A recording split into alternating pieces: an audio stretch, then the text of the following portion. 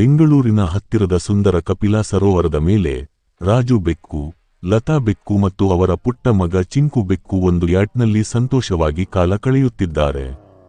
ಸೂರ್ಯ ಹೊತ್ತಿ ಹೊಳೆಯುತ್ತಿದ್ದ, ಎಲ್ಲರೂ ನಗುತ್ತಾ ಸುಂದರ ದಿನವನ್ನಾಗಿಸುತ್ತಿದ್ದರು.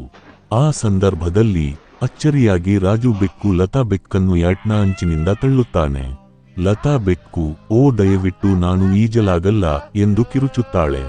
ಚಿಂಕು ಬೆಕ್ಕು ಕಣ್ಣೀರು ಹಾಕುತ್ತಾ ಕೂಗುತ್ತಾನೆ, ಅಮ್ಮ, ಅಮ್ಮ ನೀನು ಬನ್ನಿ. ಅದೇ ಸಮಯದಲ್ಲಿ ಸರೋವರದಲ್ಲಿಯೇ ತೇಲುತ್ತಿದ್ದ ಮೀನಮ್ಮ ಬೆಕ್ಕು ಎಂಬ ಮೀನುಬಾಲೆ ಬೆಕ್ಕು ಈ ದೃಶ್ಯವನ್ನು ನೋಡುವ ತನಕ ನಗುತ್ತಲೇ ಇತ್ತು. ಅವಳು ತಕ್ಷಣವೇ ಲತಾ ಬೆಕ್ಕನ್ನು ರಕ್ಷಿಸಿ ಕಡೆಗೆ ತಂದು ಬಿಡುತ್ತಾಳೆ. ಲತಾ ಬೆಕ್ಕು ಕಣ್ಣೀರಿನಿಂದ ಧನ್ಯವಾದ ಹೇಳುತ್ತಾಳೆ. ಮನೆಗೆ ತಿರುಗಿದ ಚಿಂಕು ಬೆಕ್ಕು ಎಲ್ಲವನ್ನೂ ಸ್ವಚ್ಛಗೊಳಿಸುತ್ತಾ ಅಮ್ಮನ ನೆನಪಿನಲ್ಲಿ ಏಳುತ್ತಿರುತ್ತಾನೆ.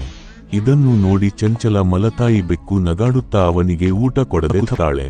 ಅಷ್ಟರಲ್ಲಿ ಚಿಂಕು ಬೆಕ್ಕು ನಿರ್ಧರಿಸುತ್ತಾನೆ, ನಾನು ಪಾಲಿಸ್ ಆಫೀಸರ್ ಆಗಿ ಇವನಿಗೆ ಪಾಠ ಕಲಿಸುತ್ತೇನೆ. ವರ್ಷಗಳ ಅಭ್ಯಾಸದ ನಂತರ ಚಿಂಕು ಬೆಕ್ಕು ಪಾಲಿಸ್ ಆಗುತ್ತಾನೆ.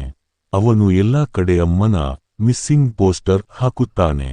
ಒಂದು ದಿನ ಲತಾ ಬೆಕ್ಕು ಆ ಪೋಸ್ಟರ್ ನೋಡುತ್ತಾಳೆ. ತಕ್ಷಣ ತನ್ನ ಮಗನಿಗೆ ಕರೆ ಮಾಡುತ್ತಾಳೆ. ಅಮ್ಮ, ಅದೇ ನೀನಾ ಎಂದು ಮಗುವು ಕಣ್ಣೀರು ಹಾಕುತ್ತಾ ಉತ್ತರಿಸುತ್ತಾನೆ. ಅವರು ಒಟ್ಟಾಗಿ ರಾಜು ಬೆಕ್ಕು ಮತ್ತು ಚಂಚಲ ಮಲತಾಯಿ ಬೆಕ್ಕನ್ನು ಹುಡುಕುತ್ತಾರೆ. ಯಾಟ್ನ ಮೇಲೆ ಶಾಂತಿ ಕೂಗುತ್ತಾ ಪೊಲೀಸ್ಗಳು ಬಂದರೆಲ್ಲ ರಜಾಕಿಯರಿಗೆ ಬಂಧನ ಒಪ್ಪಿಸುತ್ತಾರೆ. ಇದು ನನ್ನ ತಾಯಿಗಾಗಿ, ತಾಯಿಯ ಪ್ರೀತಿ ಅಮೂಲ್ಯ ಎಂದು ಚಿಂಕು ಬೆಕ್ಕು ಘೋಷಿಸುತ್ತಾನೆ.